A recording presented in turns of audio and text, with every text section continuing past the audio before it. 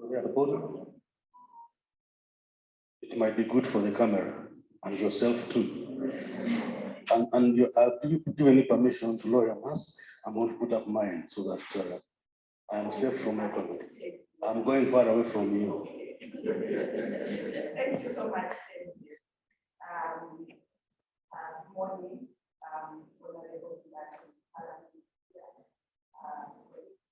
from the civil society, fraternity, comrades, ladies and gentlemen, on behalf of SEATINI Uganda, I'd like to welcome you all to this very, very important meeting.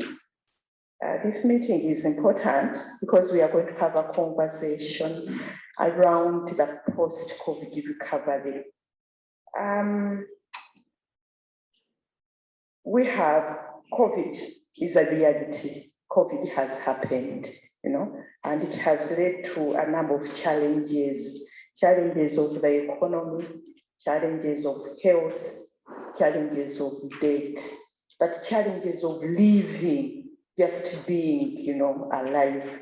So there is a problem. And today, globally, there is a discussion on how we transit post-COVID. And there's debate around building back better, that we need to build back better, build back greener, build back fairer, indicating that where we are coming from pre-COVID, it was not greener, had honorable from the Natural Resources Committee. I think it's important to note that the post-COVID, the pre-COVID was, we're destroying our environment. So how do we build back greener and better? And that inequality had increased. And inequality is increasing in Uganda and even globally. The poor becoming poorer, the rich are becoming richer.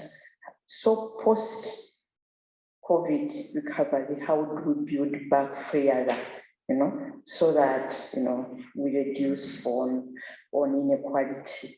So we need to have a conversation around this transition. And this is what they say, that every cloud has a silver lining. The COVID pandemic has given us a chance to rethink development, to rethink our roles in that post-COVID recovery. In SEATINI, our rethinking has also been around the ideology. What do we believe in? What do we think, around private sector? What should be the role of the state? Should we continue saying private sector-led development? So there is a lot of rethinking, and we are here today to have a conversation broadly around that rethink, but specifically on issues around domestic resource mobilization, issues around how to put back the economy better. But what we have agreed is that it can't be business as usual. Something has to give. We need to rethink, we need to do things differently. Today, there are so many elephants in the room, but one of them is the resources. Where will government get the resources to do what we wanted to do? And I remember always Minister Kasaitia talks about that.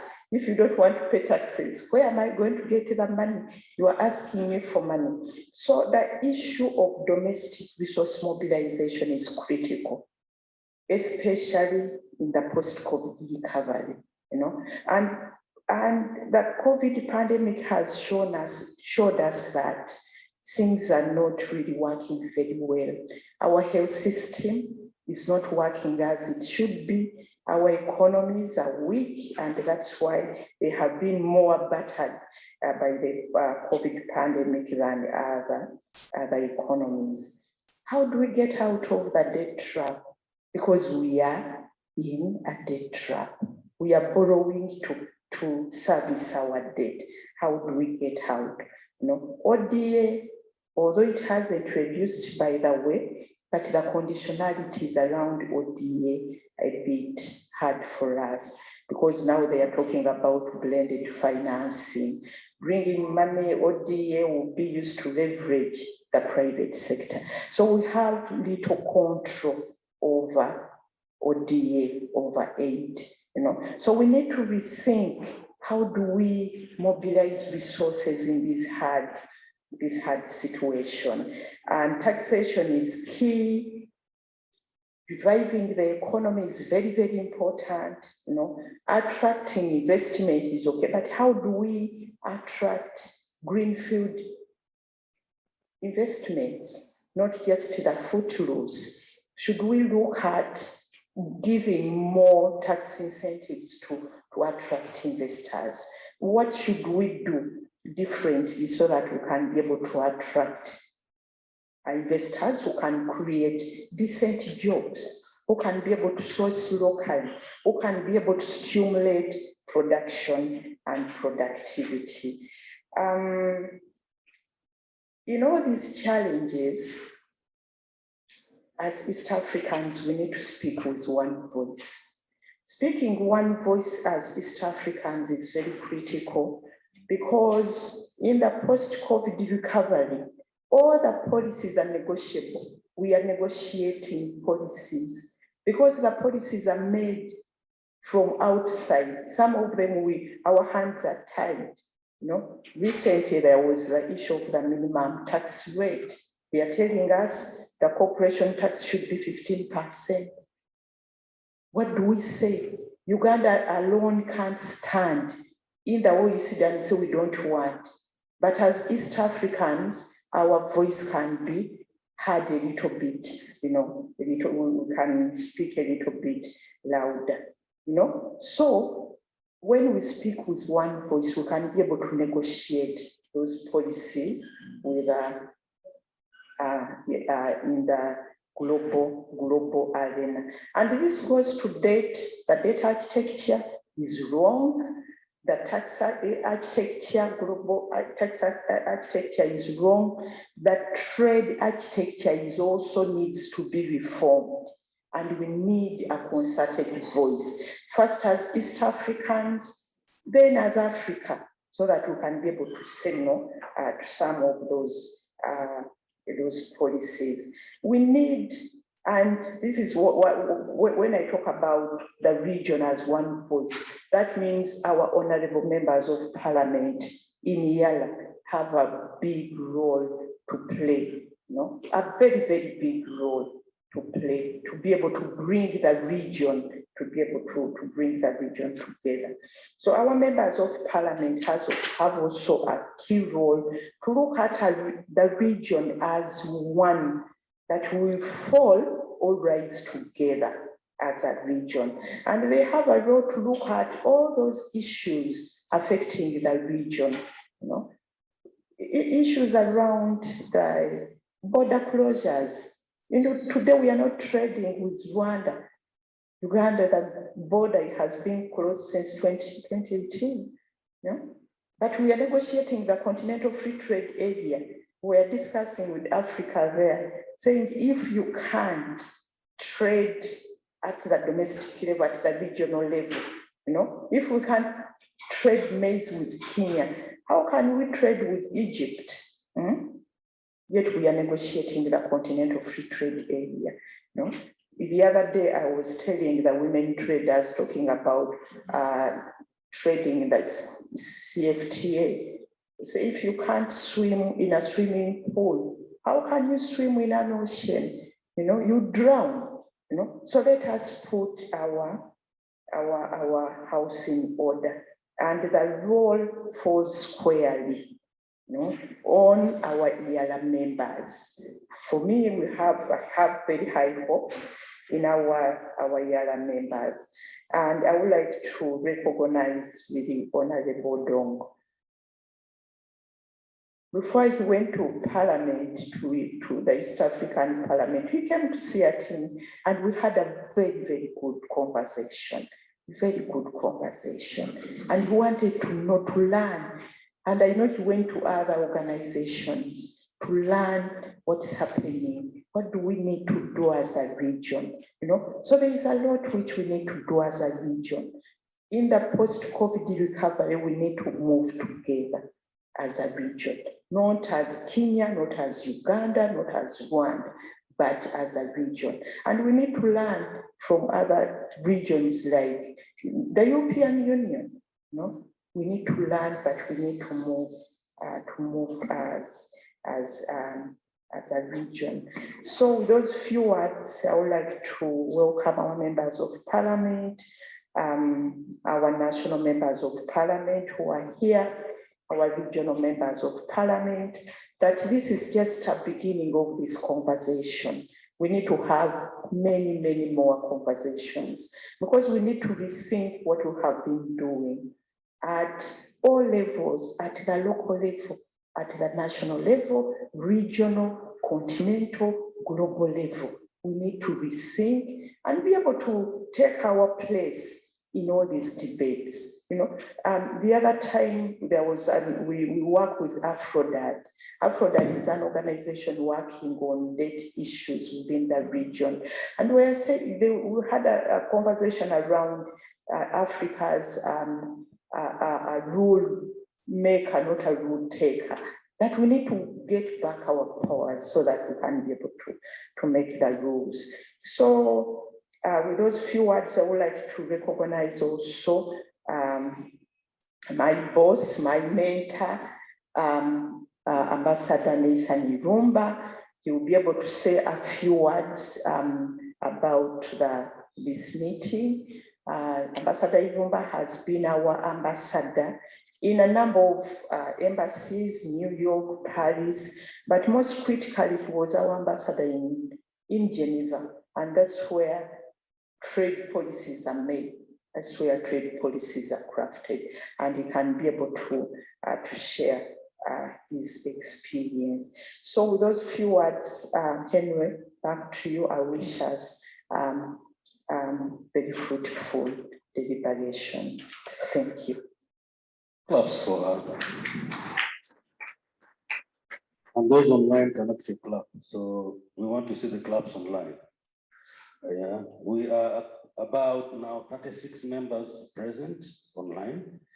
I'm not going to take the trouble of reading the other names that joined us because it might take our time. But there's one special friend here whom I want to introduce himself. Please use that mic. Wow. Can I stand? I'm I'm Kakoza James, Member of Parliament of East African Legislative Assembly. Somebody else there? Oh yeah, sure. You have a mic there.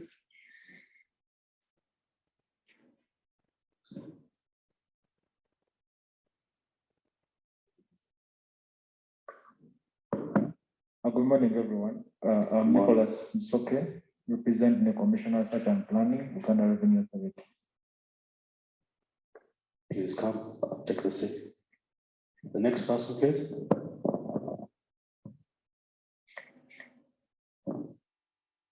Good morning, everyone.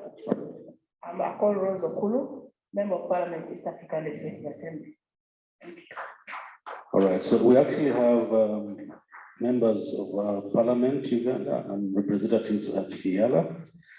We have the Committee of National Economy, Natural Resources, Committee of EAC Affairs here, technical teams from the respective institutions. We have stakeholders from finance, trade, Uganda Investment Authority, URA, and civil society organizations. Please introduce yourself. You can use that mic.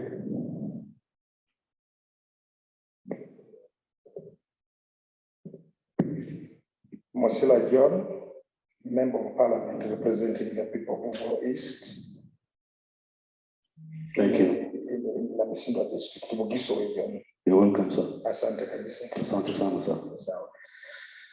Jen Awanga has triggered our mind. Private sector led.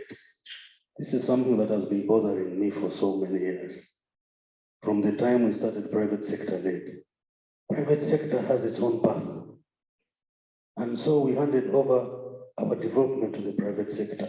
We thought that they were going to be general uniform development. Instead, we've seen skewed development. Should we continue to entrust our development to the private sector? I remember that government used to be involved in business. And I now see that we even put public-private partnership arrangement. That's something that used to happen those years. So we always seem to be making 2 steps forward and 1 step backward. Go rotating around, go forward and going back to the tail. That kind of development is very expensive, first of all, and is not sustainable.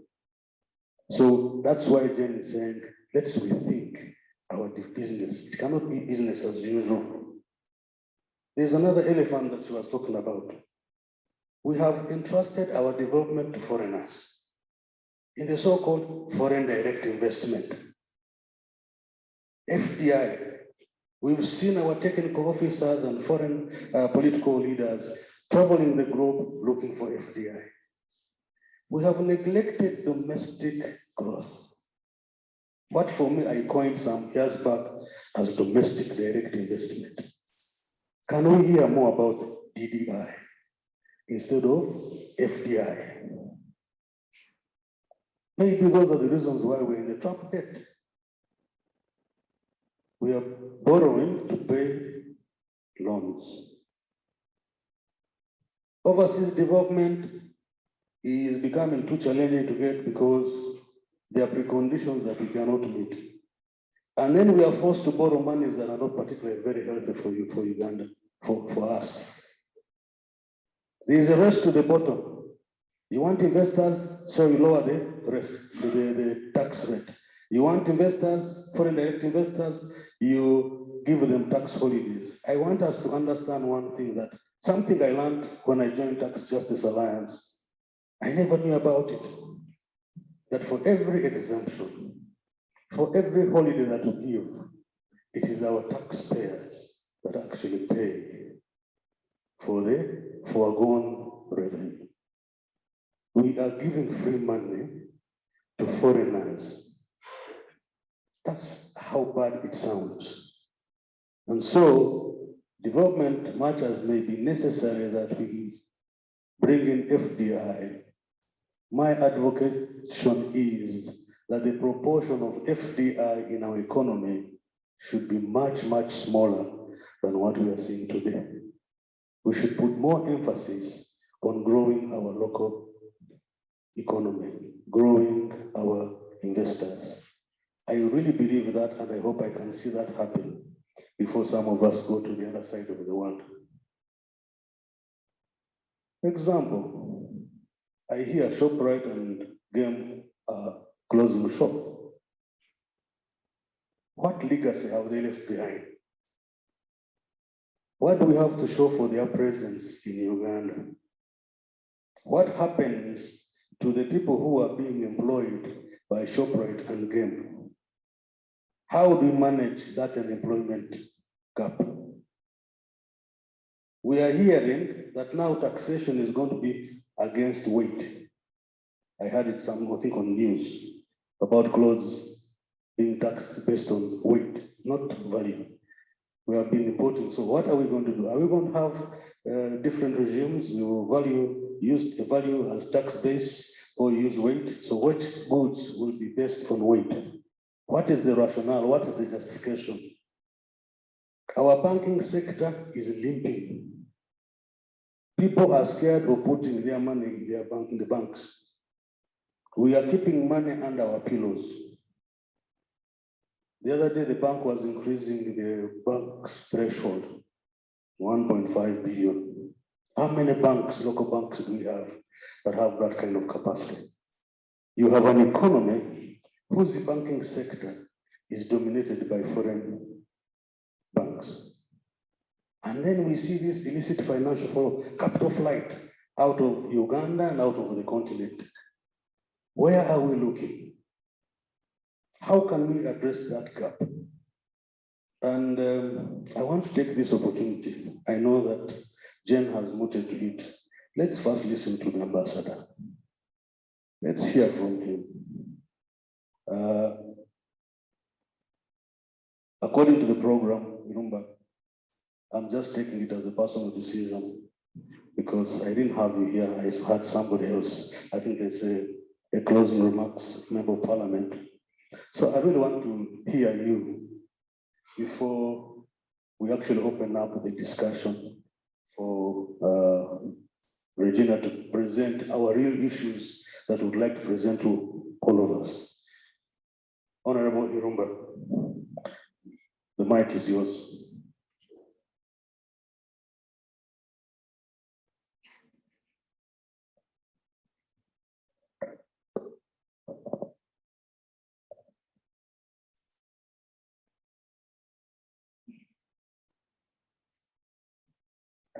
Thank you very much for allowing me to make this prepared remark. But I think based on my experience, whatever you do, you have to look at the structure of power, both locally, regionally, and globally.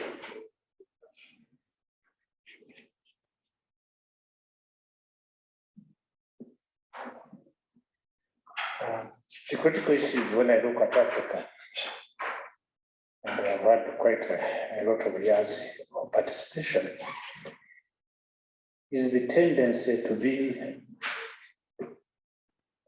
very admirers of things foreign. In fact, when you look at this gentleman, I look on some of the advancements. There's this one who shapes bodies and says, so there's this sense of trusting things foreign and letting our own on what we could learn. If you look at the countries that have developed, I think we better always see what have they done, not what they tell us. When you look at the world,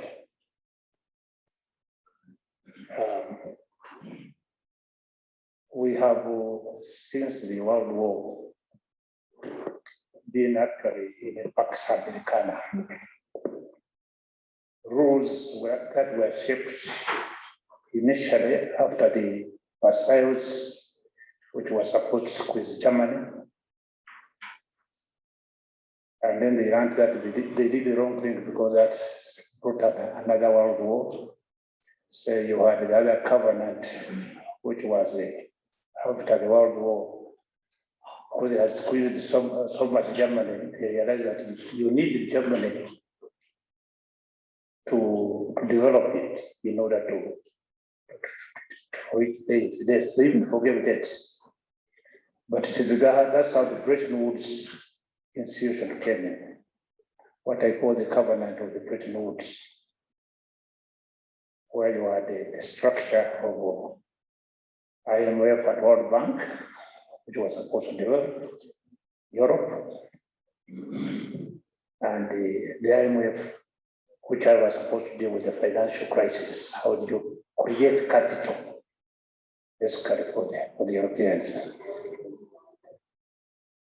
And I think this then broke down during the Nixon period, when Nixon abandoned the gold standard, that they went to floating exchange rates.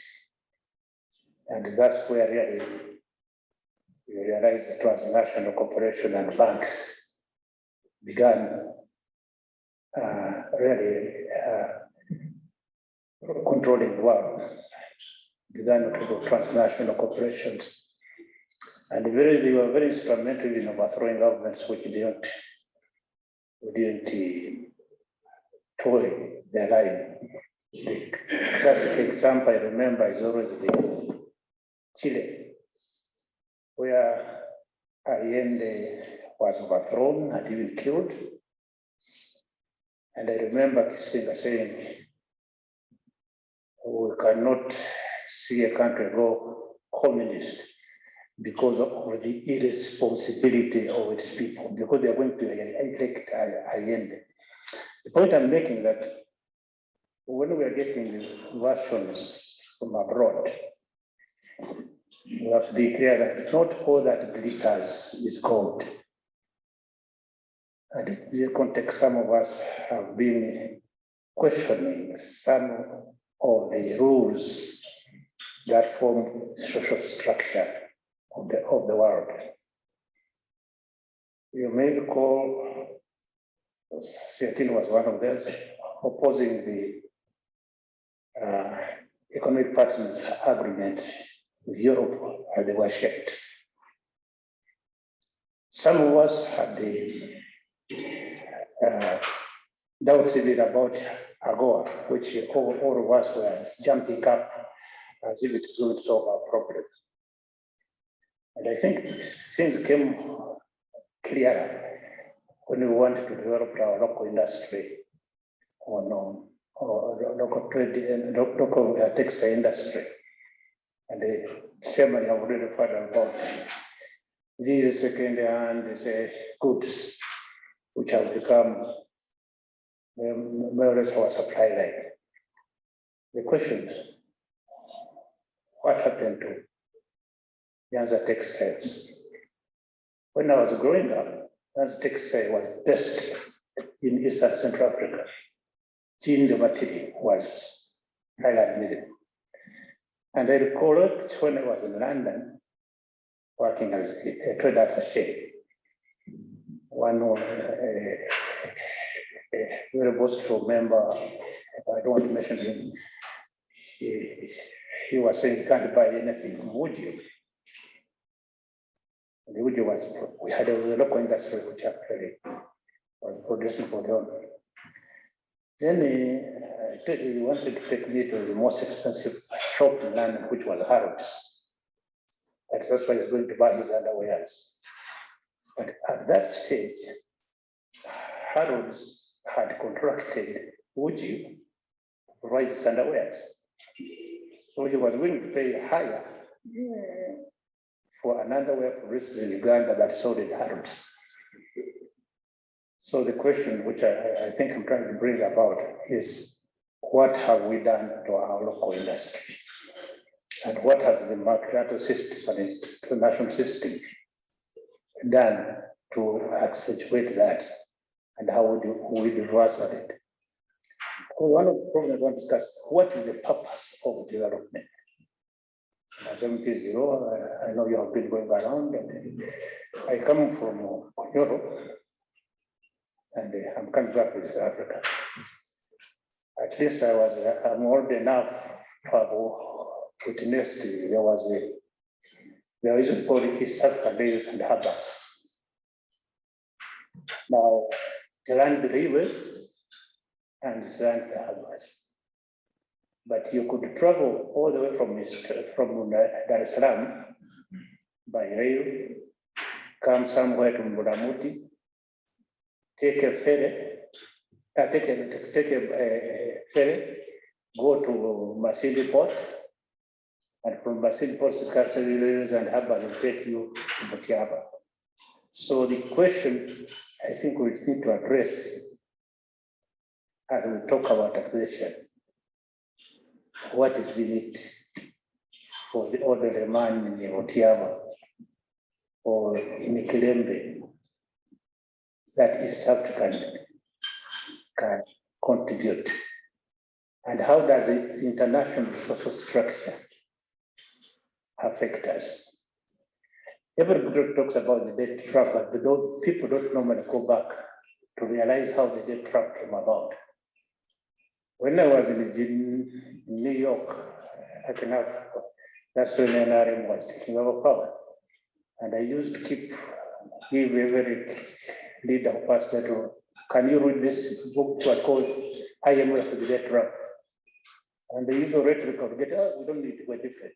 I said, no, Uganda is not a China. It's not about tracks, therefore. So you might have to read how the data comes. And of course, it was when it started, we had the most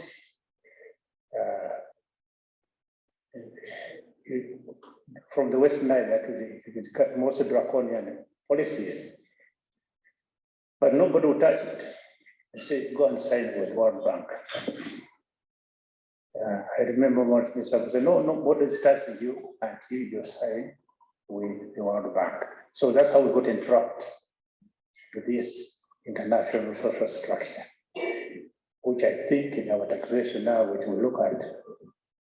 And unfortunately, if you look at the last financial crisis, which was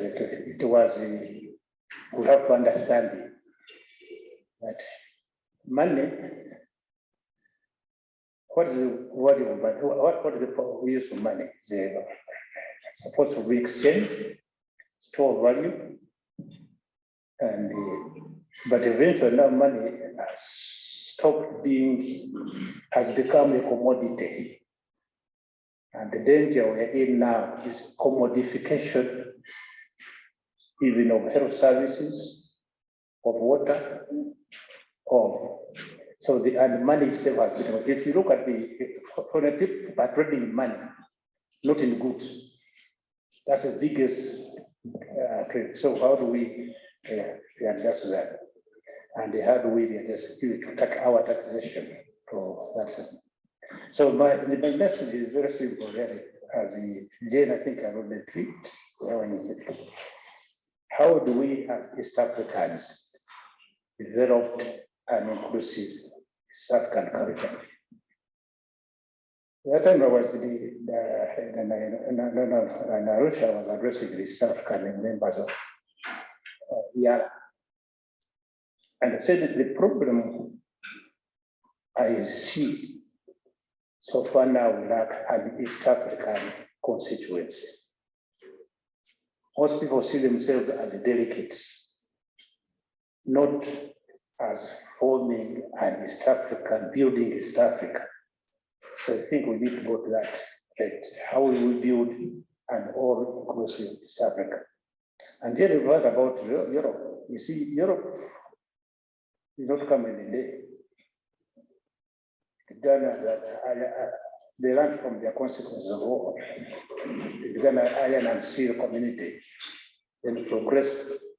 And in that, there's a willingness, two things, a willingness for those who can to pay. I think they resolved how they finance the community function. But here, I think that we have not resolved how do we finance the East African structures.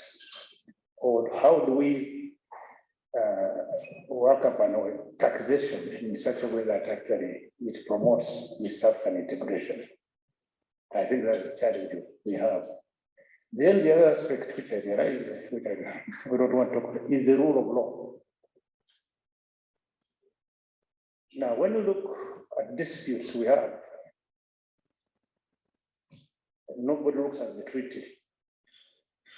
Very often heads of states meet and say, either pay over difficulties. But we need to address that actually the rule of law, the treaty, and the court are empowered to adjudicate on what we agreed on. So that's my simple message.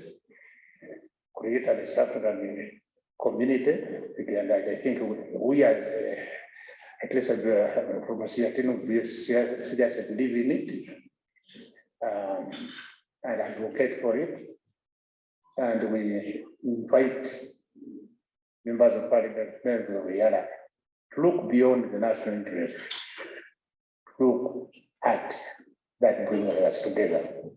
My worry is that when I listen to the press, we are more concerned about what divides us, not what. Yeah. Thank you very much.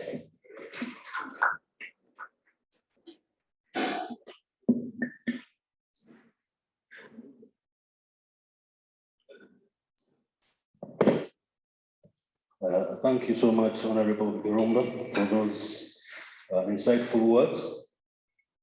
I cannot repeat your great words. I think everybody has heard for themselves.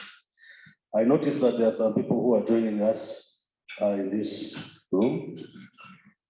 Please introduce yourself. As my colleague here from Leo Kizito, prepare yourself to come to make the address. But meanwhile, let's have those who have just joined us introduce themselves. Use the microphone at your desk so you can know who is with us here. Please go ahead. Thank you. My name is Jacqueline Pisioidu. I'm a clerk assistant in Parliament, clerk to Natural Resources Committee. Good morning. My name is Ivy Kensha from the Legal Department, Parliament of Uganda. Yes, sir. Oh, it's okay. Now I can see the faces after the masks have gone off, so that as people are drinking their tea. Good morning. Yes.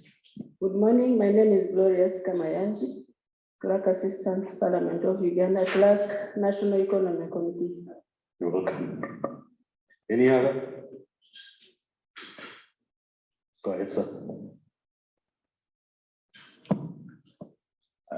Good morning, everybody. My name is Dr. Tala Emmanuel, Chairperson, Committee on Environment and Natural Resources, Parliament of Uganda. You're welcome, sir. Leo, the floor is yours. Thank you very much. Very good morning to you all, ladies and gentlemen. The Executive Director, SEATINI, members of Parliament, government representatives, civil society, development partners, distinguished guests, ladies and gentlemen. I want to start with a small experience this morning. As I was coming here, I heard on the news that we have a strike downtown by Kasita because the tax on importation of textiles was increased from 25 to 35%. And this is a very serious area of concern for us. The reason I say so is that we are currently in the process of reviewing the common external tariff. And it has not yet been concluded. But we have 4 bands. There is the raw materials, intermediate goods, finished goods, and then the sensitive category. So maybe we shall hear from colleagues here today to try and help us understand why textiles have been moved to the sensitive category and hence causing problems for the traders downtown, and see how we can support the traders to be able to produce. But more importantly, we need to see how we can empower our local industries to cover that gap. Because if Uganda was able to produce enough textiles, we would not be running, we would not be becoming supermarkets. But you know what? If you have money, buy Samsung, don't buy any other. I don't buy it. Now buy Apple. May I proceed? Yes, thank you. So I was just saying that Uganda will not become a supermarket for other countries. This is a big issue of concern to us, that I think it's not only about textiles, but many other products that we need to look into. Ladies and gentlemen, the regional integration has been pursued as a useful development strategy to promote economic growth and reduce poverty and income inequality for more than half a century in many parts of the world. This year, 2021, marks 21 years since the idea of EAC was resurrected, and notably the operationalization is still a work in progress. But you can see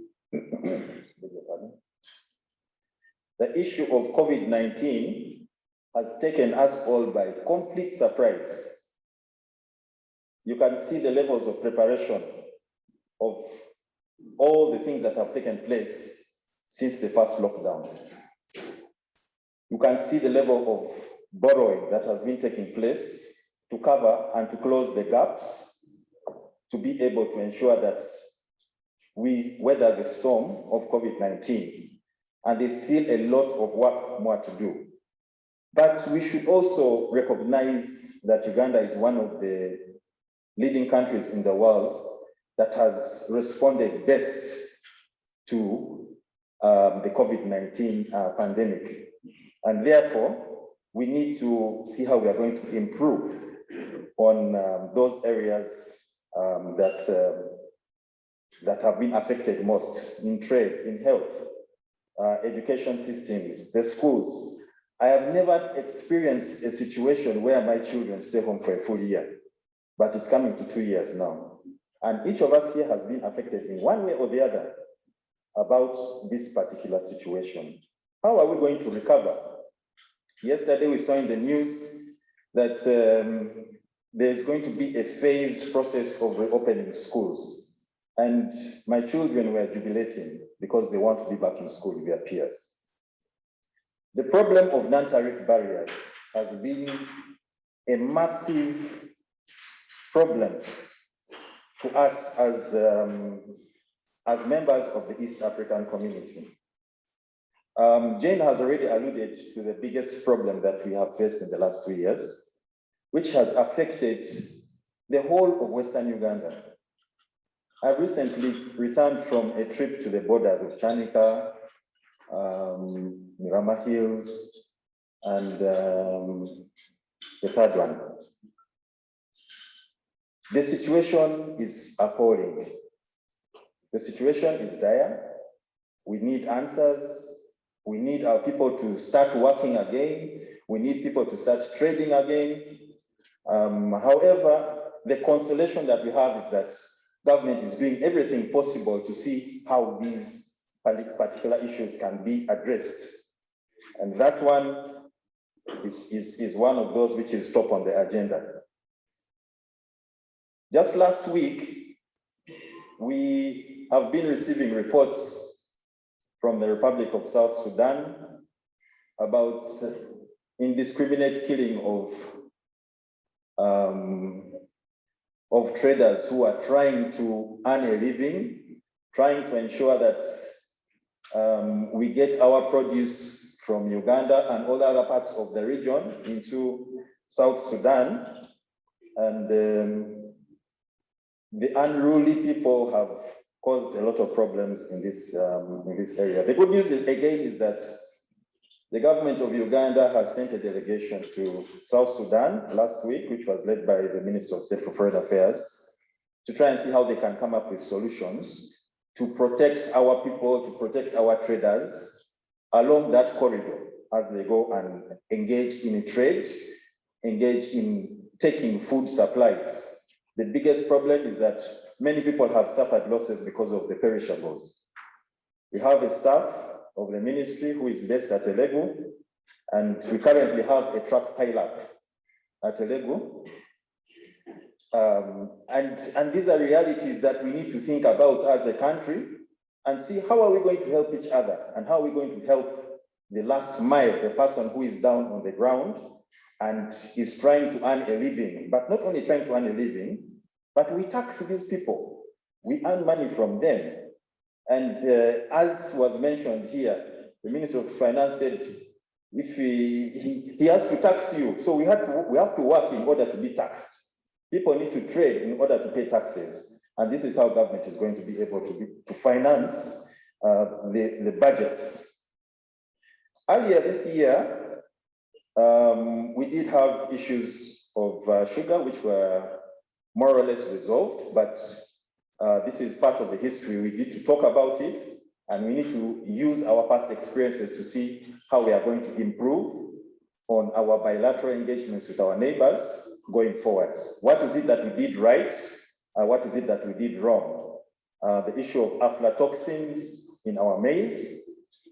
This was a wake-up call for us as Ugandans to ensure that we are able to export products that are fit for human consumption and products that we can sell to earn much more foreign exchange.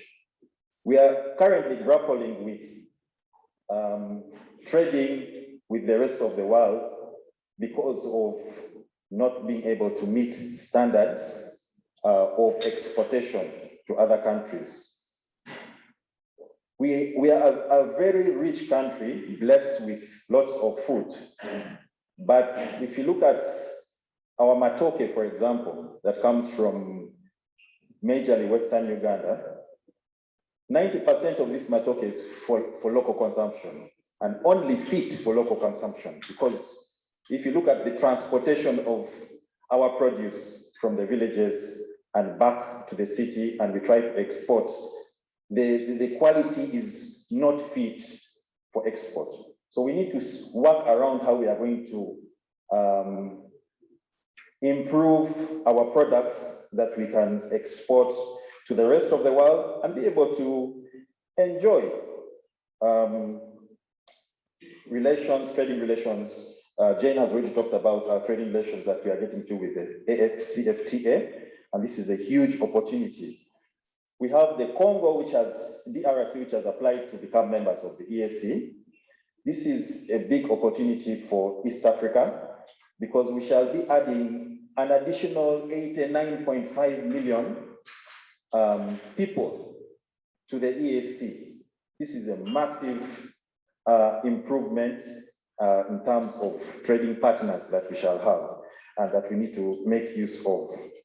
As I wind up, I just want to mention also one of the areas in the 40th meeting of the Council of Ministers, the last one, it was passed by the ministers that Kiswahili and French become languages of the EAC. And this has been approved.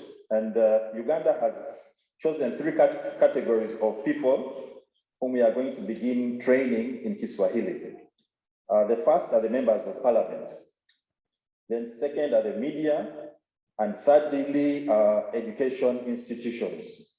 So our MPs who are here, I think you are going to hold the mantle for us, and you are going to begin speaking Kiswahili. Tutaanza kuongea Kiswahili peke yake sasa. Asante sana. And I'll give you an example. In Kenya, the Parliament of Kenya, every Thursday, all the business of Parliament, including the Hansard, is written and read in Kiswahili. So this is an opportunity for us to be able to see how we shall disseminate the teaching and the learning of Kiswahili. It has previously been in schools at low levels. If you go to a school inside deep in Busoga, you'll find children singing the EAC anthem better than us, okay? And the good thing right now, we are not examining it, but we want to encourage everybody to be able to learn and to pick up something. And the next time we should be able to speak a little bit of Kiswahili. Finally, just a little bit of word on the single customs territory. This has helped us in many ways. You know now that goods are cleared only once. So you come from Mombasa, you pay your taxes in Mombasa, and your goods are delivered to Kampala. We have the simplified trade regime, which has helped our small traders at the borders to be able to cross the borders with ease.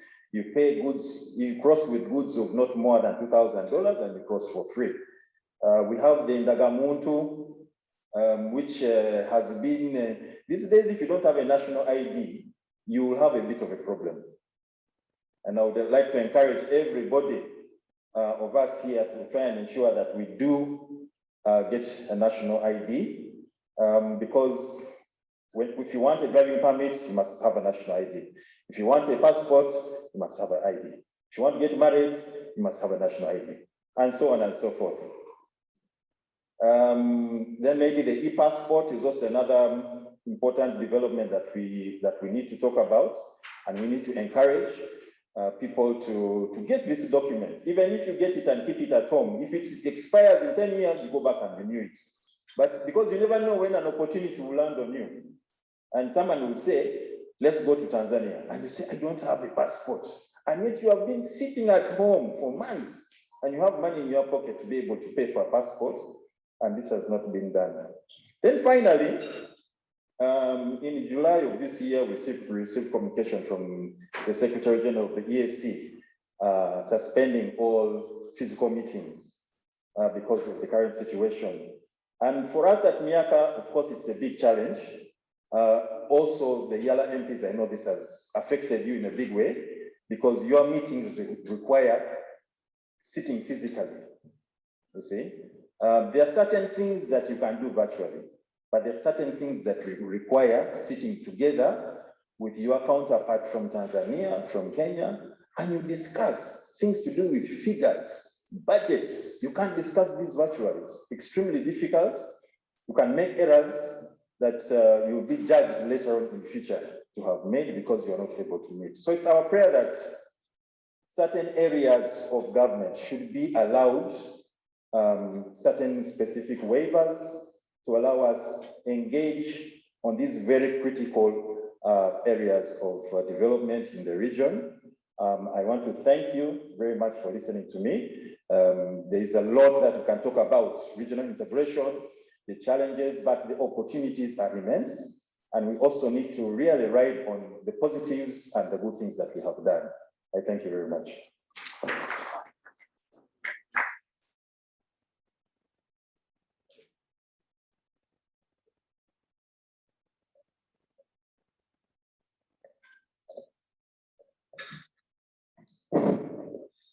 Thank you, John. Leo, for those welcome notes and remarks. There's something that you said that I don't want to forget as we proceed. Let me give James Malinzi like 5 minutes to make reactions, especially pertaining to the current tax regime.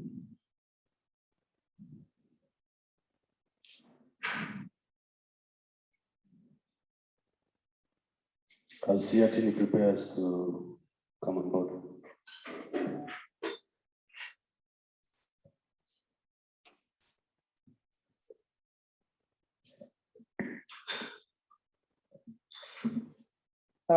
Honorable members of parliament from both the Yala and Ugandan parliament, civil servants who are in this room and online, civil society who are present here, ladies and gentlemen, good morning. Once again, my name is James Malinzi. Standing in for our Commissioner for Customs, Uganda Revenue Authority, who is currently out of the country. And I'm here to attend this in that capacity from Uganda Revenue Authority. I'm very, very delighted to be here today. And I want to, in a special way, thank SEATINI for this kind of arrangement. To me, as a person, for the last 4 years, I've been taking the eastern region in Uganda in terms of customs, and most of my visitors have been the members of parliament from Ugandan parliament, then from Yala, they would come and we have a discussion, but most of the time it was question and answer session when they come. But also I've been interacting so much with the MPs, our MPs who represent our people along that borderline. And you really get sometimes problems actually answering. Sometimes they would call me when they're on the floor of parliament, asking this and that. So when we have this kind of opportunity, where we come and have a discussion, understand, and then we move in the same direction, all of us, for me, I feel happy that I think we have moved, and for that, I want to thank SEATINI for making this kind of arrangement. A lot has been said, more so from Jane when she came here, for why we are here. But there's something which came in very fast, and that is the rate on textile and garments of the 35% or $3.5 per kilogram, whichever is higher. And I think I'll begin with that before I say anything in terms of what is in place to make sure that we facilitate trade post-COVID or during the COVID. Now, the issue of 35 or 3.3 or 3.5, whichever is higher, actually it was agreed upon in the last financial year. And we are tempted to implement this, but it did not go on well. So we went on postponing, trying to bring to board everybody who is involved in this or who is affected in this. But the rationale was that we want to, because this is on the theme of import substitution. Because as you know, most of the things we use here, most of textile and all that comes from out, and to the disadvantage of our country. Because when we import most of these things from out, we are donating everything, jobs, we are putting a strain on the foreign currency in buying this. So it is our responsibility, all of us, to make sure that we stimulate national or local production in this thing. So this one came in as a way of promoting the local investors who are producing from here. And by the way, for your information, when it is brought out, you hear textiles and garments, and then you see everything is like that. No.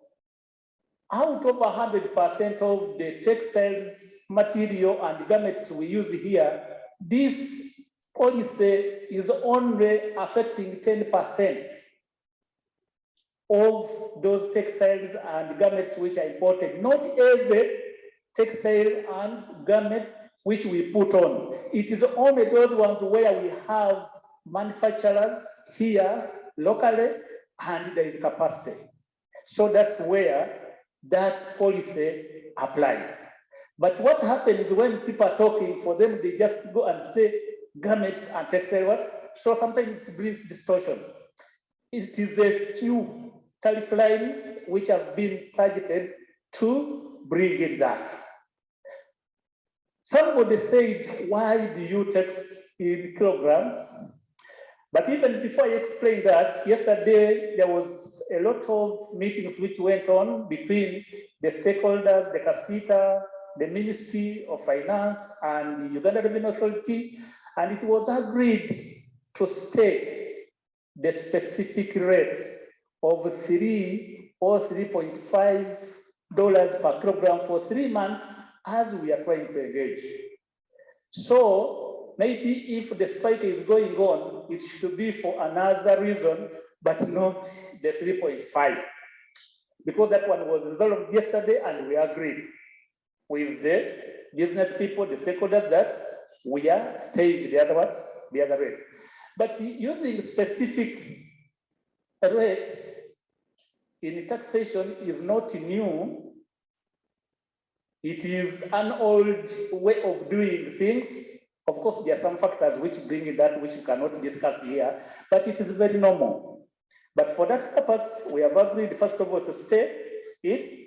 If there are some people who have gone there to strike without knowing that at least we stayed that, this is an opportunity to inform them that we really dropped that for the, actually not dropping aside, but we have put it aside so that we can bring everybody on board before we continue.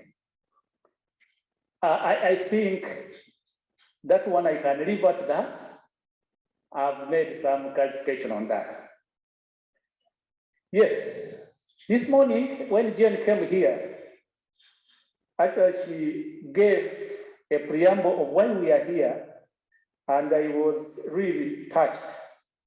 One of them, which is very key, was domestic resource mobilization during COVID and after COVID.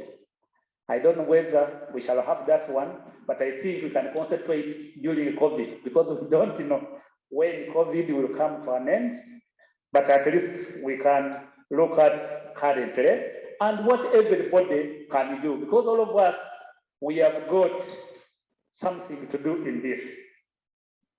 And the other one also, she talked about exemptions and foreign investors and all that.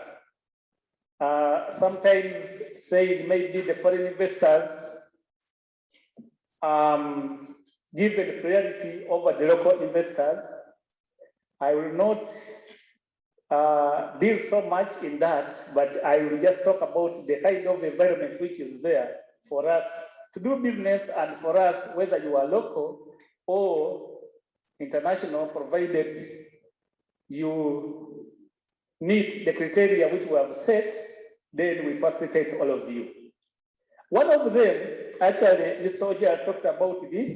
As URA, we have put in the region, we have put the single customs territory, which is aimed at reducing some of the hurdles which people are going in, declaring multiple declarations from the different countries.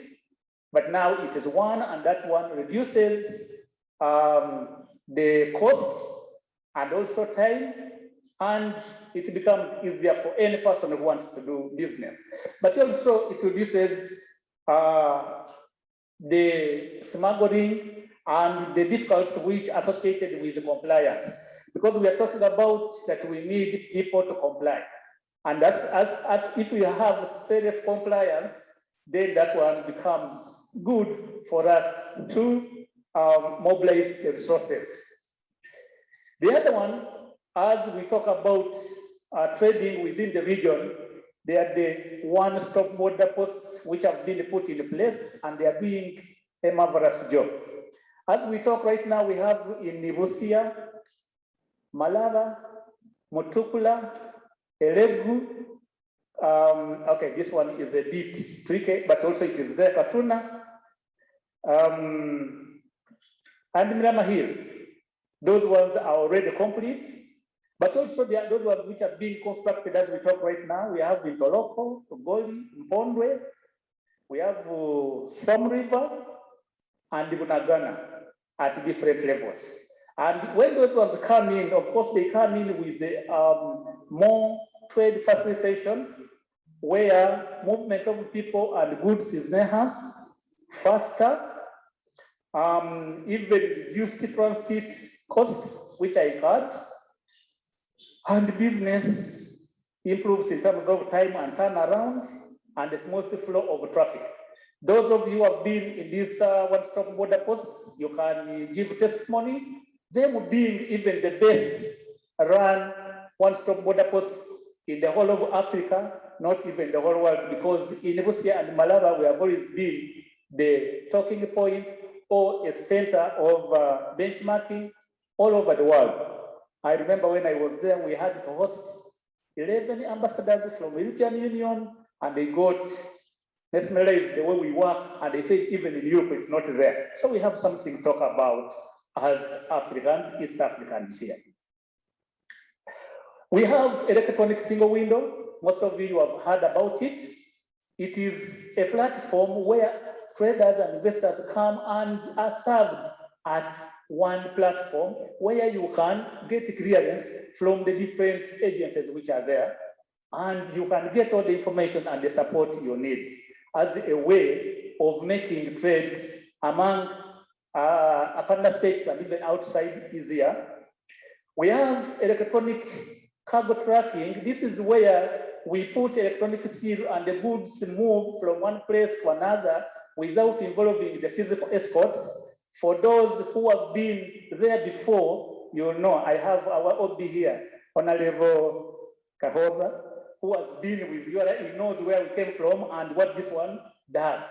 So it is something which is making business very easy. You can monitor from anywhere you are. It reduces the cost of the business and streamlines the transit process of goods from one place to the other. Of course, this one is very, very important. We have the simplified trade regime just to make sure that we facilitate trade across the border. People who are small, people who would find it very difficult to go through the hectic processes of clearing the goods. And this one has really is the business among the ladies, the women who trade across, even the small cross-border traders, and really there is testimony to say about this. We have reduced the documents they use. You don't need an agent to clear your goods, you just bring them to customers and then customers will do the clearance. So people, the small traders in Ruahaha, I think that is Namisindwa. I had my MPs here, people of Busia, people of Malaba, all that is there. But even people from Kampala who are small are facilitated in that line. And it is very speed, it is very quick. You don't incur a lot of costs. We can even store your goods until you get some time to come and take them at no cost. So all this is stimulate trade and more others which we are doing to make sure that we go through this. Others where you have problems, we encourage our traders to come to us and we sit, we get solution. As we wait for more ideas which will come from this meeting so that we can even implement them. In the interest of time, I will end here because sometimes when you give me a chance to talk, I can talk and talk. But for now, thank you very much. Thank you for giving us the opportunity to share with you. Thank you, James. I think you deserve a clap. Yeah. Just these ones you don't have to answer. These are questions for all of us and probably you to take home. Import substitution. I would imagine that you would first look at your local capacity before you normally, put some of those kind of conditions. And tax policy, my understanding is that it must be informed by evidence, data, okay? So I would like to be very interested to know what kind of data informs that policy formulation. Secondly, I used to hear that there could be inland ports. Is it possible that you can think about having an inland port at either Busia or Malaba so that goods don't have to waste so much time in Mombasa or Dar es Salaam? You have mentioned very interesting innovations, technological innovations. What is challenging their realization to scale? So those are food for thought as we go into this conversation and even beyond. I would like to take this opportunity to invite Kiza of SEATINI to make his presentation. I also want to apologize that we were not sanitizing the microphone because that is one way of spreading COVID. Oh, this is not very good. Can we get a spray instead of a gel?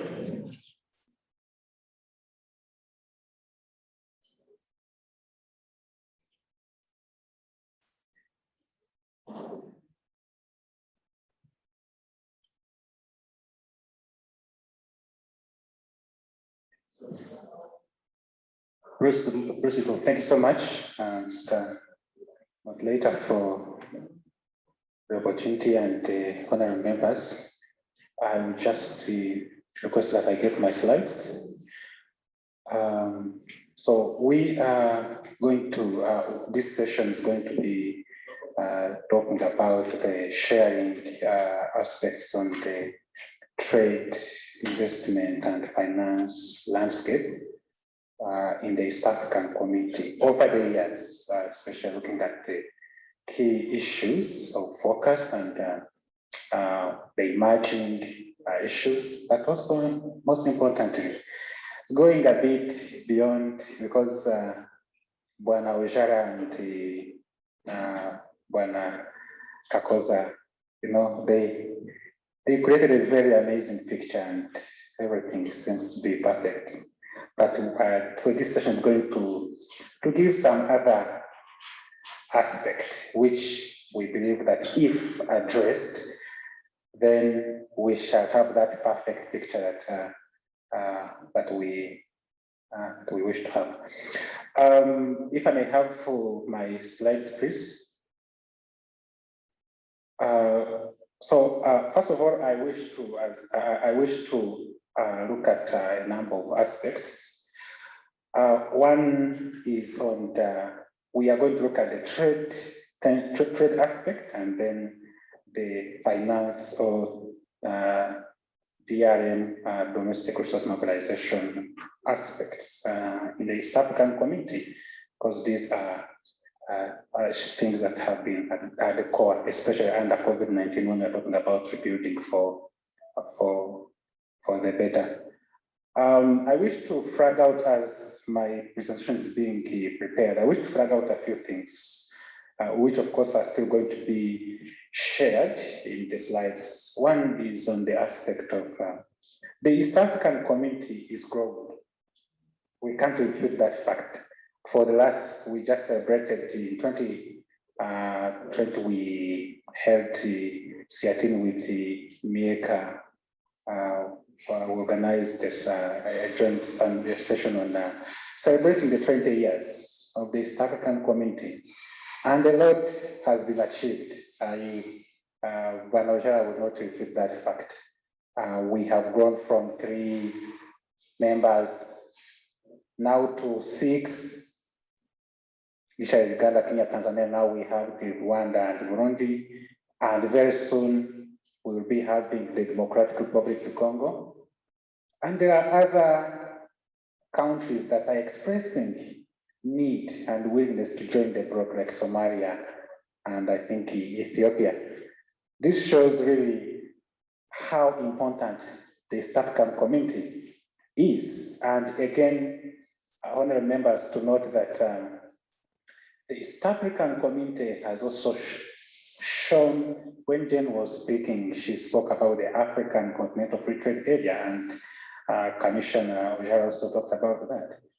The East African community is provided for a model and inspiration of negotiate to other African countries to see the need of negotiating a bigger African agreement that would lead to the creation of the African Economic Community, with one aspect being through increased intra-Africa trade, and that is what we now call the African Continental Free Trade Area. So the East African community has had a number of really achievements which are undeniable.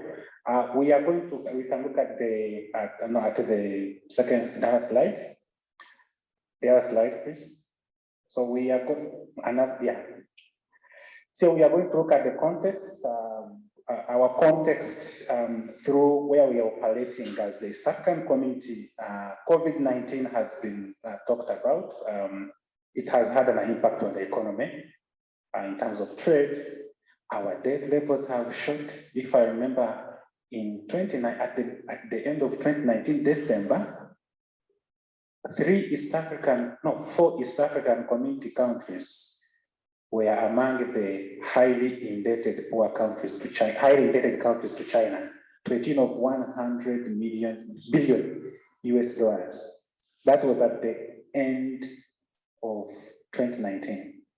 Right now, I think with the increased borrowing and all that, our debt levels have shot up. This is the context. And again, because of the measures to mitigate against the spread of COVID-19, trade has reduced. So this has called for reduced trade, affecting revenues and resource mobilization, leading to more borrowing. Again, of course, with the crisis on health and climate has been talked about. Unless we have those who align to Donald Trump's ideology that climate change is fake news, but the issue of climate change is really on the rise. Crop failure, locusts. In Kenya, in the Republic of Kenya, there's another signal that another invasion, and the biggest one of locusts is going to be coming. And these have ripple negative impacts on agriculture, on trade, on food security, and all that. Again, we have also seen the rise, or on a moderate aspect, sustained trade tensions among member states since Feb 2019, 27th Feb 2019. To date, Honorable Kapoza was saying, he was honest when he was speaking that even though this is sensitive, the Rwanda-Uganda border closures is sensitive, but we have seen the border closures of Chanika and the Gatuna or Katuna border closures. We have seen a continued blockade, trade tensions between Kenya and Uganda on a number of products, maize, sugar, dairy that actually one of the Ugandan proprietors had to shift his operation from Uganda to establish in Kenya. Day one old chicks, also another unresolved issue. So basically, non-tariff barriers and trade tensions are on the rise. And again, not only, but when you look at Rwanda, Burundi, it's really a very complex situation. Uganda, Kenya, versus South Sudan, there is a security issue, but again, also, you often see in the papers, like of just last month, Kenya was celebrating that, oh, South Sudan is no longer, will stop charging visa fees on Kenyan nationals going to South Sudan. But again, by the fact that South Sudan is in the EAC, we shouldn't be seeing application of visa fees, requirements of visa to travel. So I was asking a colleague, why is the government of Kenya celebrating? This is what South Sudan would have done at first. So we keep seeing, even amidst the expansion, new partner states in terms of conforming to the rules and the procedures of the East African community is still a challenge. And also, again, of course, we still see, again, tensions between Tanzania and Kenya on a number of issues, both trade, but also towards it. So there are those tensions that are important to look at. But again, even amidst these tensions, amidst the challenges, we still see important aspects to celebrate. There is a growing desire by other blocs, other countries to join the East African community. I've talked about this, the Democratic Republic of Congo. I think by end of this year, it might have been because at least the NIECAs of Uganda and the region have been doing a very commendable job in ensuring that they fast track the admission of DRC Congo, DRC in the EAC. And again, we have, from the trader's perspective, we have had a broader trading opportunity, if well utilized at the continental level through the African Continental Free Trade Area. But even again, I mean, this is still the context, and I'll try to be brief, Chair. Even amidst this growth and deepening integration, we have again also started seeing cropping up or mushrooming national tendencies, so national engagements by some partner states with third parties, sometimes with or without authorization or go ahead being obtained from the other members. An example is the Republic of Kenya's ongoing negotiations, free trade agreement negotiations with the United Kingdom and with the United States. When at the East African community level, there is still lack of consensus on whether the Republic of Kenya should go ahead and negotiate, whether partner states should go ahead and pursue bilateral trade and investment arrangements with third parties at an individual level. So we keep seeing the rise of also nationalistic tendencies within the region. And lastly, again, of course, we see an increase in investments in the region. Partner states are in a move to increase investments, but this has also come at a cost of sometimes environmental conservation. Sometimes we give away tracts of forests to pave way for sugar investors for palm oil plantations and all that, under the guise that they will contribute to jobs.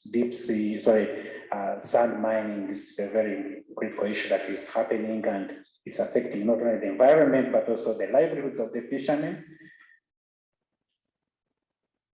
But yes, Her Excellency Suluhu Samia, just in May, called upon the fellow partner states that we need to review the treaty because a lot has happened, and we need to update the treaty to respond to the challenges and the context of the present issues. So there has also been a rise on the discussion about the need to review the treaty to update it to the current challenges and issues. So the next slide.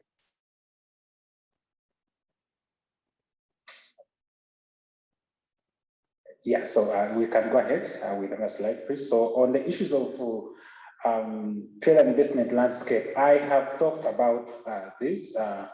If you look at the East African community, we are still, even amidst our trade performance, we are still having a number of trade tensions.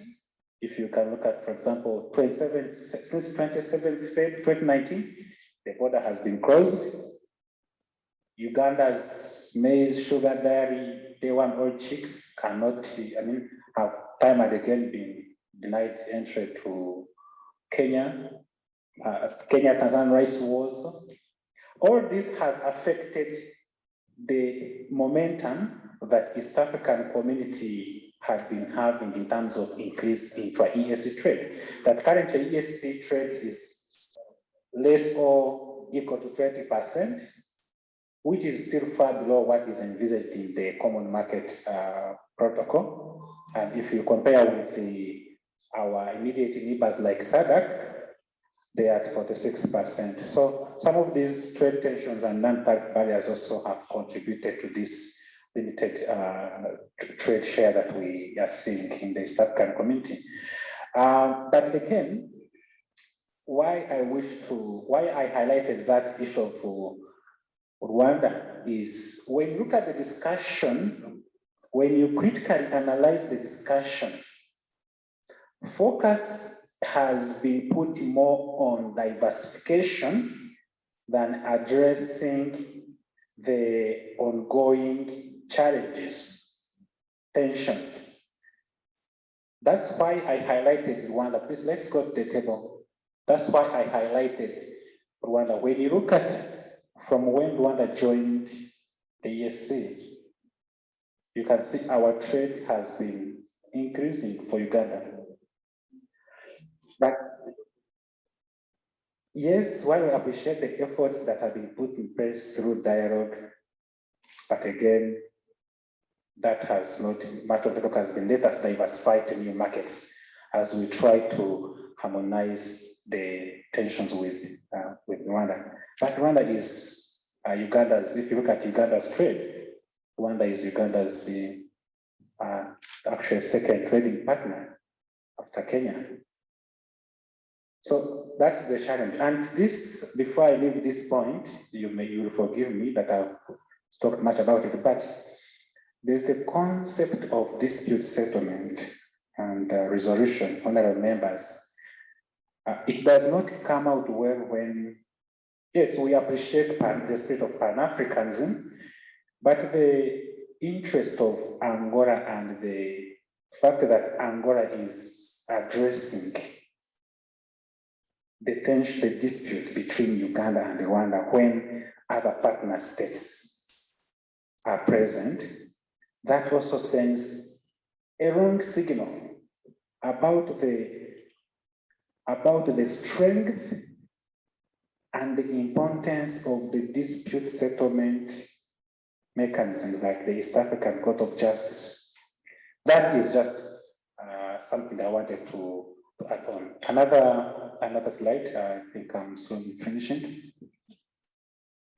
So yes, there has been requests for the EAC to be reviewed, again, because of the fact that a lot has changed, especially to address the issue of to grant more powers and clarity on dispute settlement mechanisms, on how to address trade-related non-tariff barriers to trade, because currently, again, while we appreciate that the East African Court of Justice is again handling trade disputes, but it is too broad. Before you know it, ESCJ is handling the issue of insecurity or issue of election violence or election disputes.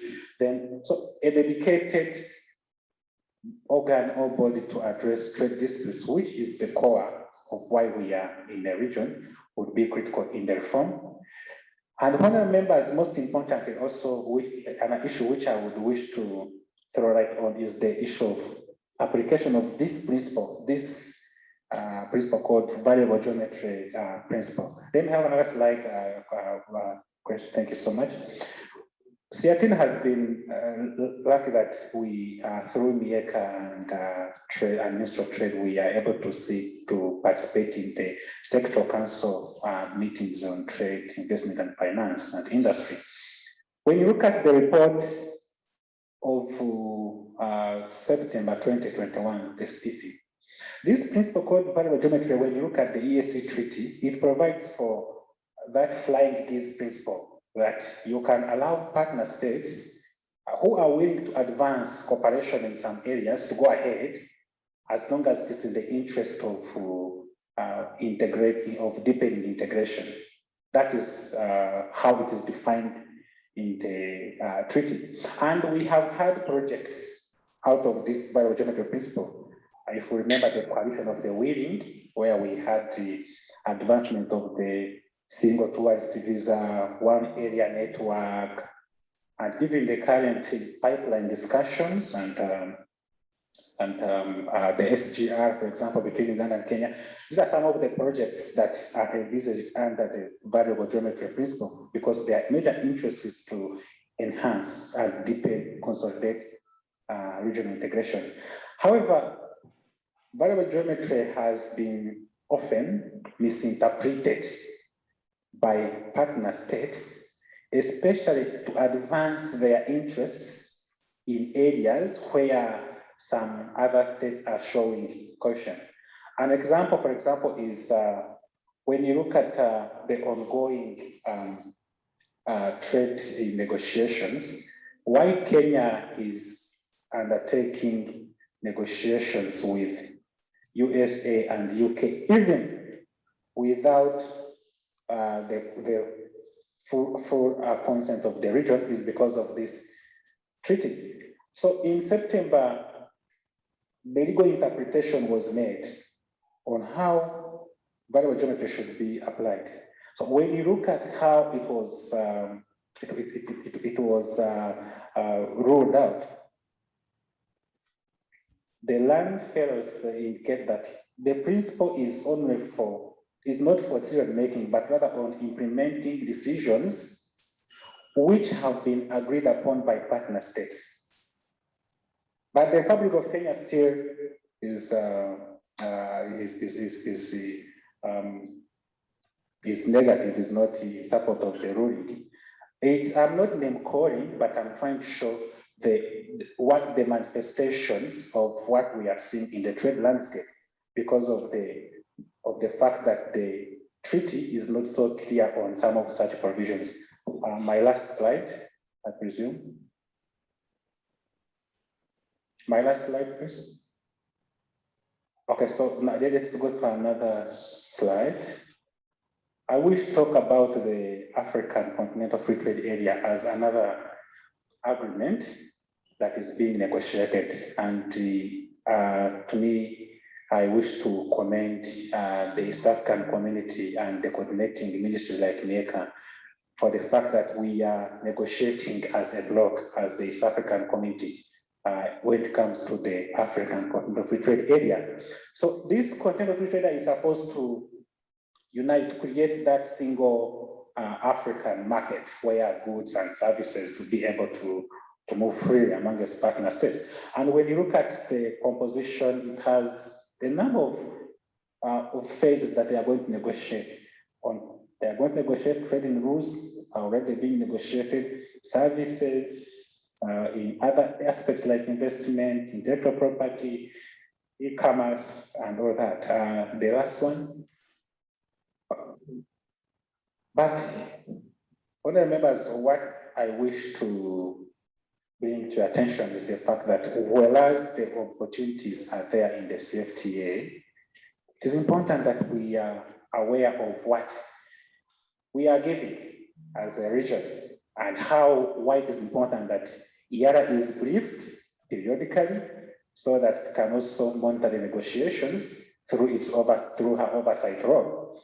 We are going to open, we are liberalizing, in total we'll be liberalizing to 97%, allowing goods from other countries, Egypt, Morocco, Sudan, South Africa, Angola, Burkina Faso, Nigeria, to come in 97%, and only 3% of the goods or tariffs will be excluded or protected. The challenge is that the modalities through which our technocrats are telling us is that by opening, just by opening up, we will be able to increase our trade. That's the hypothesis, that a Ugandan maize seller or a Ugandan producer of OD or a Kenyan producer of maize or of sugar, who cannot trade to Uganda or who cannot trade to Tanzania because of the tensions, will be able to access a market from Nigeria or from.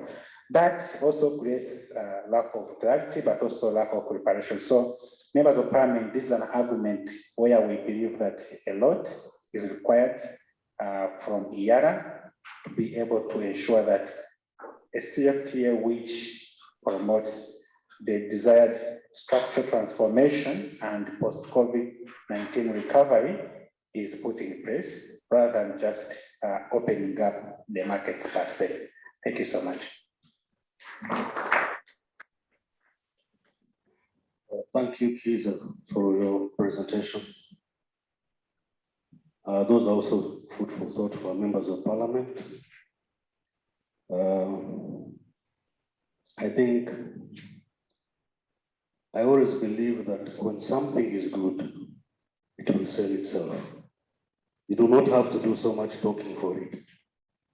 If it's good quality, all you have to do is to present it to the market, and the market will consume it.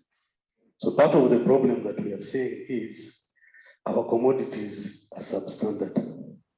Our maize is it's actually dirty, let me use that word. Our phytosanitary standards are not complied with.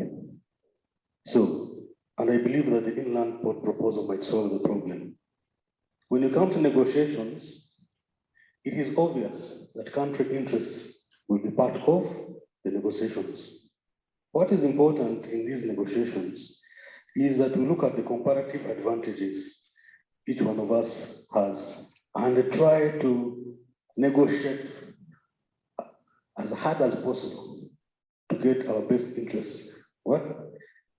On the table. There are some members of parliament who are online.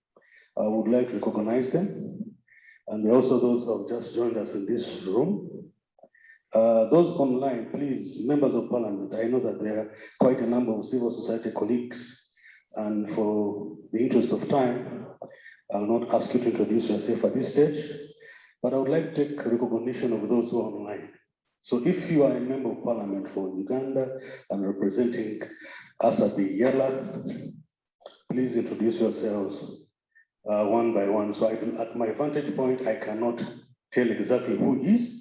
So take the liberty to introduce yourselves quickly as Regina prepares herself to make her presentation. Over to you, online, members of parliament. Okay. Yeah, and there's also some gentleman from Ministry of Finance. I see a hand up. Mary Mujeni. Could you please go ahead and introduce yourself? Open up your mic and speak. Unmute your mic and speak to us, please. You might be speaking to yourself.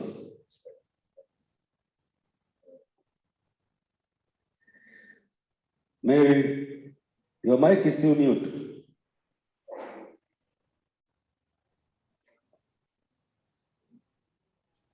Okay, the next one is it?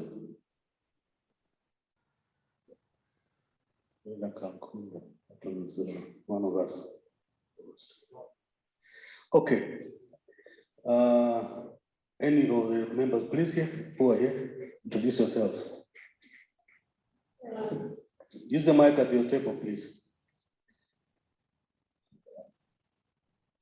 Regina, sanitize your microphone, please. Good afternoon. I don't want you to sleep. My name is Susan Makauchi. I'm a member of EAC from Uganda. You're welcome. Thank you. Any other technical team members or any other person who joined us here, please introduce. You introduce yourself, madam?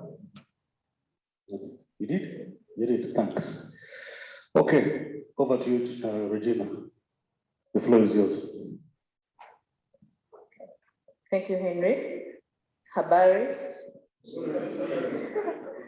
got it right. I'm going to start my session with a breather, like a video, and we'll be showing shortly.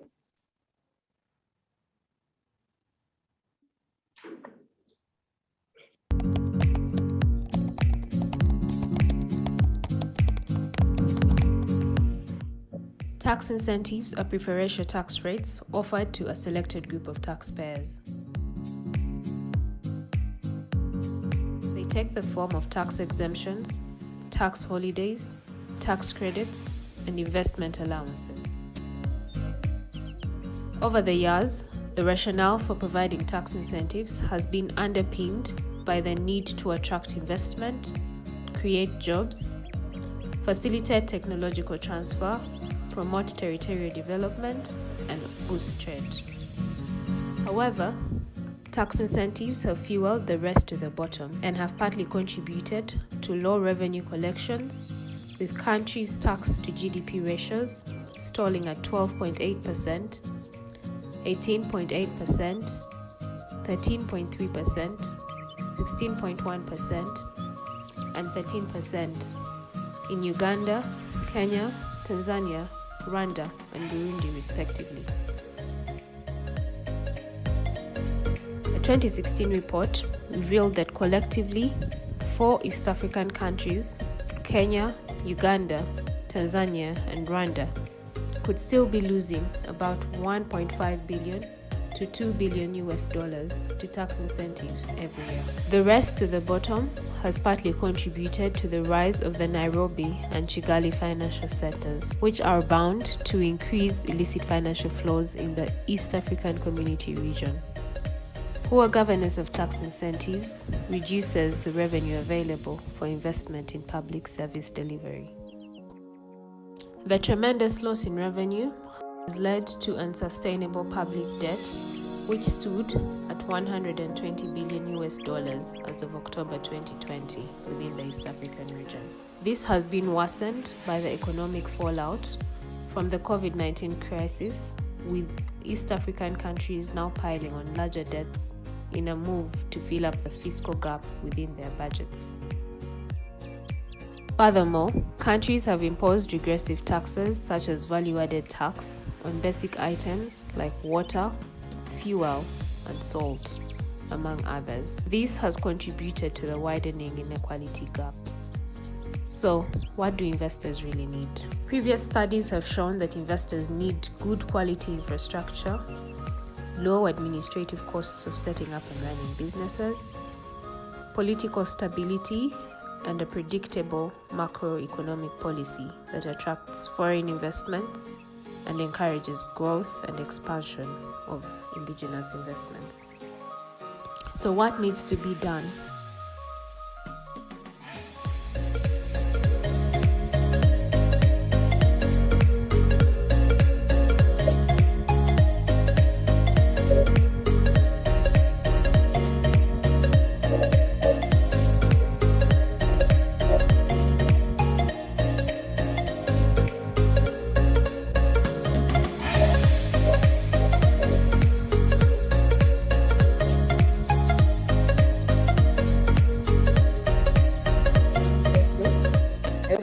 Enjoy the music, but we got the message. My slides, please.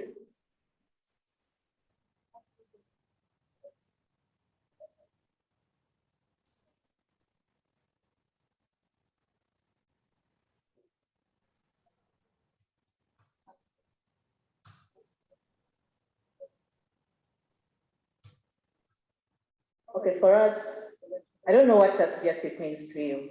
Any volunteer? Tax justice? Anyone? Not the MPs. Okay, that's the MPs, the honorables. Where you sit, what does tax justice mean to you? Yes, Sergeant Claire.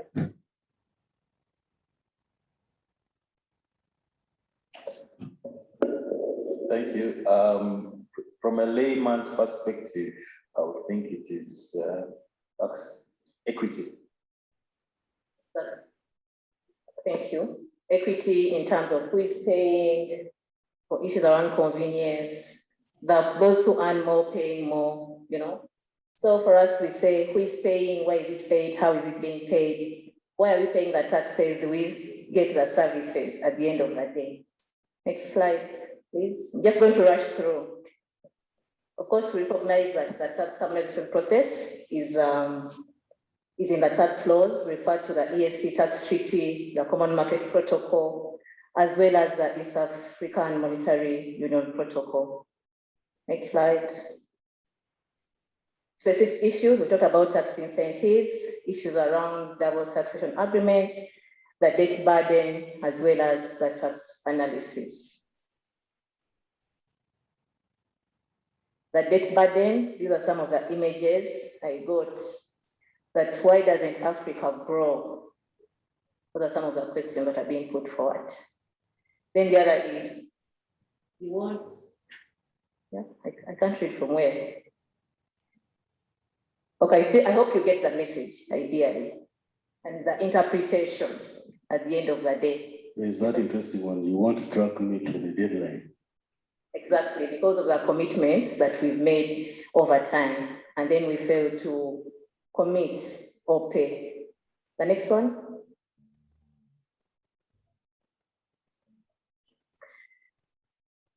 Come get a friendly loan. No, those are loan institutions. Exactly. And then there's the Corrato microfinance, quick loans here. You can realize that the first ones were all male. I don't know if we are biased, that the men getting the loans, are they the ones in leadership, and then the women, the vulnerable group. We can decide that. But we need to agree do we need the loans? What are the terms and conditions that have been set? It's not bad to get loans. What are you using the money for? Over and again, we've been told that we always don't utilize the debt that we get, and that we have repercussions for us as well as the future community.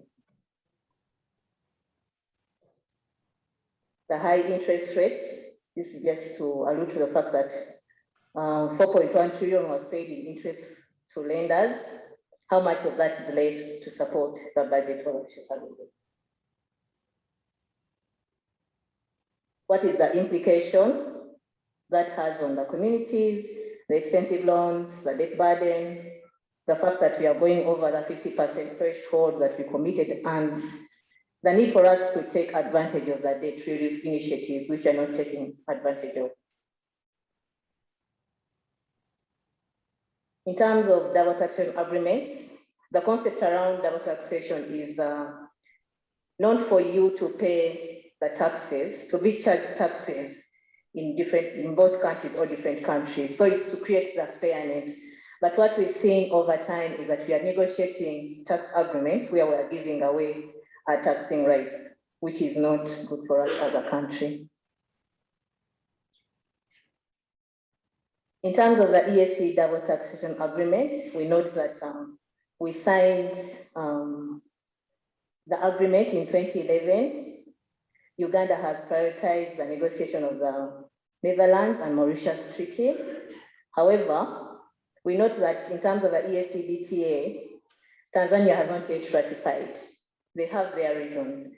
Could we see how to bring them on board so that we can sign the agreement and close some of the tax loopholes that investors are using? There's a DTA model that was approved by the council in 2018. However, it has not yet been implemented. What do we want to see? We want to maximize our taxing rights, Tanzania fast tracking the ratification process, and then finalizing the commentaries.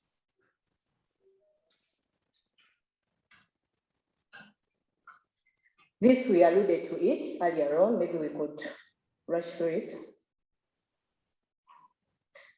The next slide.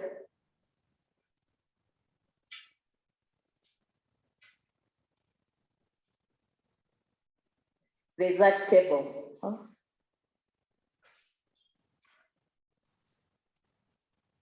This shows that there are steps that we've taken over time to harmonize the tax rates in the region. Next slide.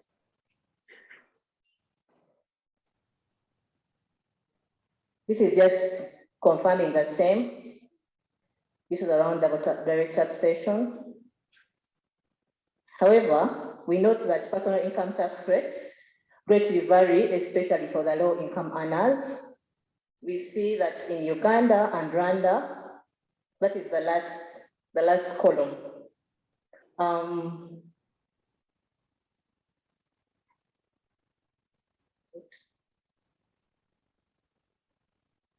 In Uganda, those who earn more than 285 pay 800.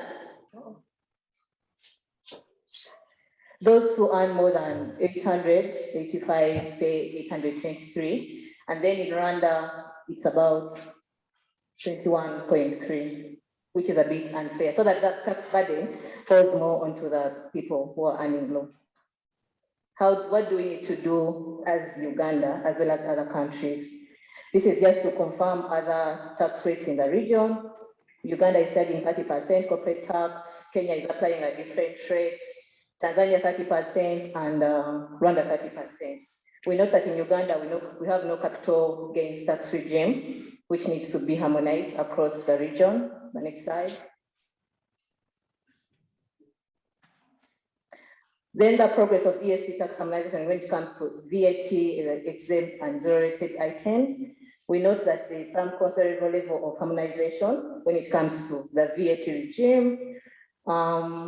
Excluding Kenya, all the partner states have a standard VAT of 18%. What does the difference of 2% mean for Uganda as well as the other EAC region? Maybe I'll just go back to the excise rates, the previous slide. We note that it was also alluded to that we apply both the ad valorem and the specific rates. If we have two regimes, we cannot compare the impact as well as the positive processes that EAC countries are taking. We need to agree on one tax regime going forward. Next. In terms of tax incentives, we've alluded to that in the video. This is just for us to confirm that there are different tax regimes in the EAC region.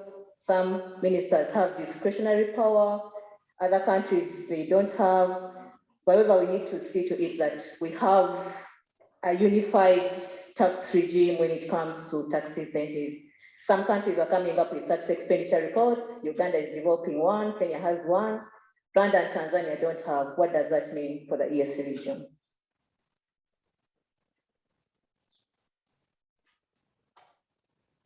This was just to confirm on the last analysis that we conducted that there are deliberate efforts that are taken by the EAC to harmonize tax laws at the EAC level. However, where we see some progress, this has been as a result of benchmarking from other countries like EU, SADC, ECOWAS. And there are only a few cases where domestic tax laws are discussed at the EAC level, because this is left at the individual countries to come up with their tax proposals at national level. However, this was only, the deviation was seen in the VAT law, where they came up with harmonized tax rates on certain items. Can that be taken forward? Next.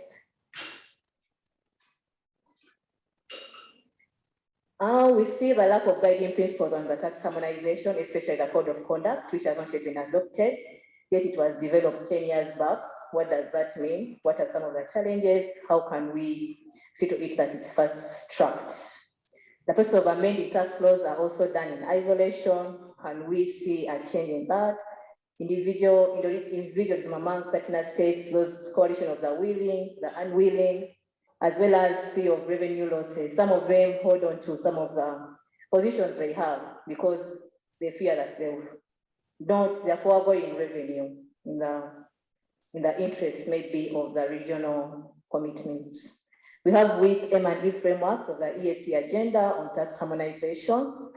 Here we alluded to the fact that maybe we could see how we copy the EU of how they came up with a code of conduct. It was around the same time for them, they moved forward. For us, we are still in the same position. Lack of political will and support, among others. The next slide, as I summarize. Solutions for the way forward, the code of conduct against harmful tax competition should be adopted and implemented. There's need to revisit to check if it was comprehensive enough to cater for the changing environment, since it was adopted over 10 years ago.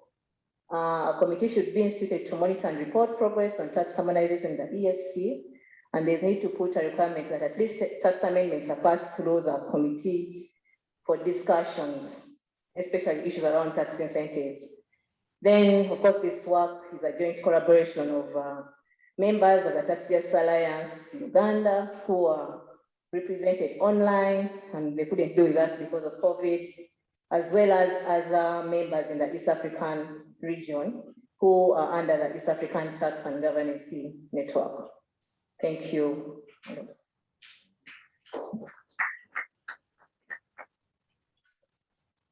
Thank you, Regina, for giving us that very exciting presentation, especially with those animations you had, the cartoons.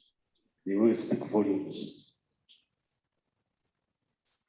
There's something else that I thought I needed to add about the benefits of the roles of tax. When you pay it, why you pay it, what you pay. And of course, for purposes of giving us services. The question we should be asking ourselves is, do we actually get those services? And another correction I needed to make, Regina, is that we have a capital gains tax regime. The only difference is that it is currently applied for a selected sector. It has been applied heavily in the extractive sector, and particularly focusing on the oil and gas companies. Like I said, countries will come on the negotiation table with interests. Understand excise duty is one of those taxes that they hold very, very dear. And probably that explains why they are different in the region. It's, I understand it's something for very critical for revenue generation. And it has something to do with our own sovereignty, protecting our sovereignty. So those protectionisms, we continue to see them. I know that there are members online and even here who are really prepared with a bomb of questions, but let's just have thoughts. Right, you have something? Yeah. Thank you very much, and thank you to all the presenters so far for the very inspiring discussions that we have had. Leo, I just want to inform you that we have not yet opened the question in the plenary. So if you're coming in with the plenary, that only tells me the excitement that we have built. Okay, I will then withdraw. For the time being, for the plenary. For the time being, hold your horses. Thank you, sir.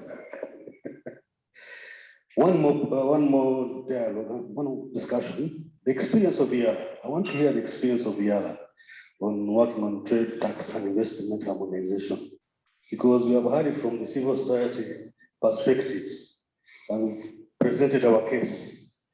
So I want to hear from the Yala group, what is your experience? Honorable Odong. Honorable Odong, where are you? The floor is yours. Tell us the good, the bad, and the ugly about all these things.